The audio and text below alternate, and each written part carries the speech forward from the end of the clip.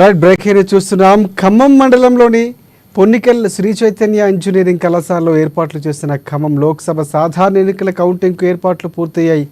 రాష్ట్ర వ్యాప్తంగా సార్వత్రిక ఎన్నికలకు సంబంధించిన కౌంటింగ్ కోసం పగడ్బందీగా ఏర్పాట్లు చేస్తున్నారు అధికారులు.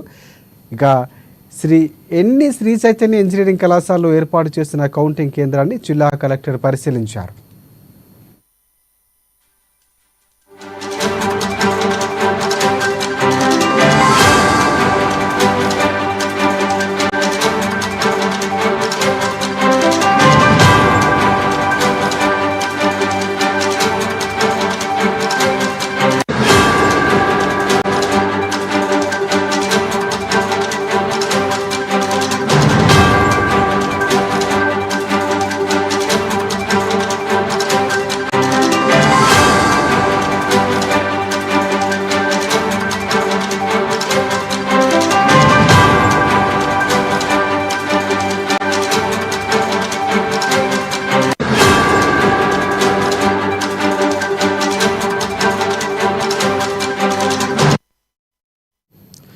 రైట్ బ్రేక్ చూస్తున్నాం. ఖమ్మం మండలంలోని పొన్నికల్ శ్రీ చైతన్య ఇంజనీరింగ్ కళాశాలలో ఏర్పాట్లు చేసిన ఖమ్మం లోక్సభ సాధారణ ఎన్నికల కౌంటింగ్కు ఏర్పాట్లు పూర్తయ్యాయి. రాష్ట్ర వ్యాప్తంగా సార్వత్రిక ఎన్నికలకు సంబంధించి కౌంటింగ్ కోసం పగడ్బందీగా ఏర్పాట్లు చేస్తున్నారు. ఇక శ్రీ చైతన్య ఇంజనీరింగ్ కళాశాలలో ఏర్పాటు చేస్తున్న కౌంటింగ్ కేంద్రాన్ని జిల్లా కలెక్టర్ పరిశీలించారు.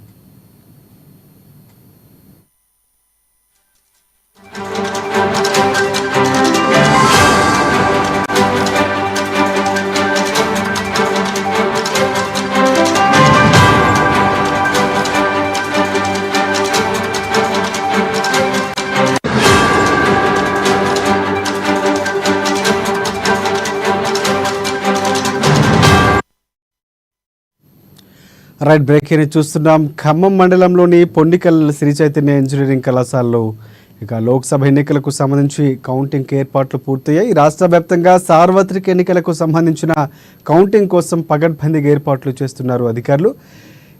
శ్రీ చైతన్య ఇంజనీరింగ్ కళాశాలలో ఏర్పాట్లు చేస్తున్న కౌంటింగ్ కేంద్రాన్ని జిల్లా కలెక్టర్ అలాగే అధికారులు కూడా పరిశీలించారు. దీనికి సంబంధించి పూర్తి అప్డేట్స్ అందించేందుకు మా ప్రతినిధి ఖమ్మం నుంచి ఉపేంద్ర మనకి లైవ్లో సిద్ధంగా ఉన్నారు. ఉపేంద్ర, చెప్పండి, చాలా ఖమ్మంకు సంబంధించి పూర్తిగా కౌంటింగ్ కేంద్రాలకు సంబంధించి ఏర్పాట్లు ఎలా జరుగుతున్నాయి, ప్రధానంగా అక్కడ శ్రీ చైతన్యకి సంబంధించినటువంటి ఏర్పాట్లు ఎలా ఉన్నాయి, పూర్తిగా అప్డేట్స్ ఏంటి?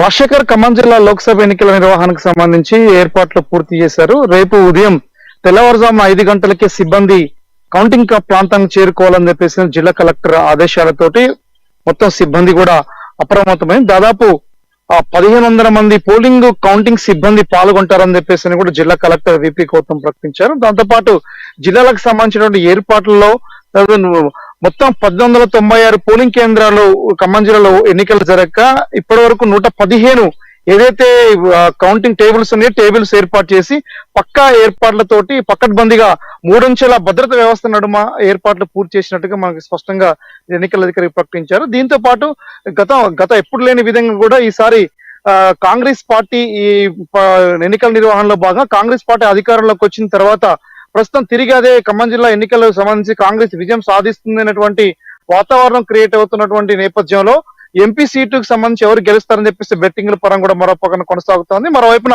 ఈ ఏర్పాట్లకు సంబంధించి అధికారులు ఎన్నికల సిబ్బంది కొంతమంది ఎవరైతే ఉన్నారో వివిధ రాజకీయ పార్టీలకు చెందినటువంటి నేతలందరూ కూడా ఇప్పటికే పోలింగ్ ఏజెంట్లకు సంబంధించిన ప్రక్రియ వేగవంతం చేస్తున్న నేపథ్యంలో జిల్లా వ్యాప్తంగా ఉన్నటువంటి ఎవరైతే ఈ పొలిటికల్ పార్టీ నేతలు అంటే భద్రాద్రి కొత్తగూడెం జిల్లా అటు కొత్తగూడెం అషరాపేటకు చెందినటువంటి ఏజెంట్స్ అదే ఖమ్మం జిల్లాకు చెందినటువంటి 5 నియోజకవర్గాలకు చెందినటువంటి ఏజెంట్లు అందరూ కూడా ఇప్పటికే ఏజెంట్స్ ఫామ్ కూడా తీసుకున్నారు. ఉదయం 6 గంటల లోపు కూడా కౌంటింగ్ కేంద్రాల వద్ద చేరుకోవాలని చెప్పేసి జిల్లా కలెక్టర్ ఆదేశాలు ఇప్పటికే అందజేశారు. అదే నేపథ్యంలో అంటే ఉదయం 6 గంటల నుంచి సాయంత్రం 4 గంటల లోపు కౌంటింగ్ ప్రక్రియ పూర్తి చేసి ఫలితాన్ని తొందరగా ప్రకటించేందుకోసం అవసరమైన ఏర్పాట్లు పూర్తి చేస్తామని చెప్పేసి ఎన్నికల అధికారులు ప్రకటించారు.